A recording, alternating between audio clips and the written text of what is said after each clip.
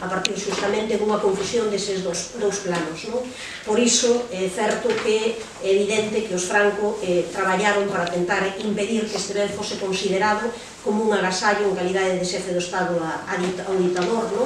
como sinala o pergamiño datado 28 de marzo de 1938, que é unha peza fundamental no informe xurídico, como agora vai desvendar o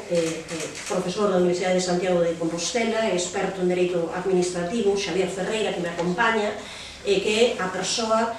encargada de coordinar o equipo que traballou nese informe xurídico, en que xa levamos meses traballando desde a Diputación, ese equipo que tamén estivo conformado por Miguel Ángel Fernández Rodríguez, un abogado civilista especializado en procesos penais e civís.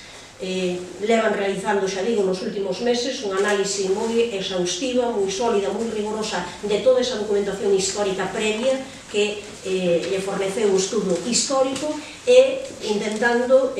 delimitar claramente cales son as liñas para recuperar o Pazo de Meirás para o patrimonio público. Ese era o obxectivo, esa era a cuestión que desde a Xunta pro Pazo se nos encargou e que a Deputación da Coruña, por lo tanto, trasladou a Xavier Ferreira para a realización deste informe. Un informe que será explicado e analizado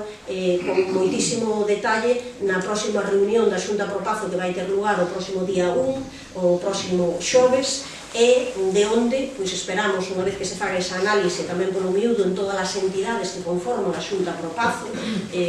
tanto desde o punto de vista de institucións, concellos, como colectivos pola recuperación da memoria histórica, de aí acabaremos resultando iniciativas, as iniciativas necesarias para contribuir e acelerar ese proceso de devolución do Pazo, porque entendemos que temos que actuar de maneira contundente e con axilidade.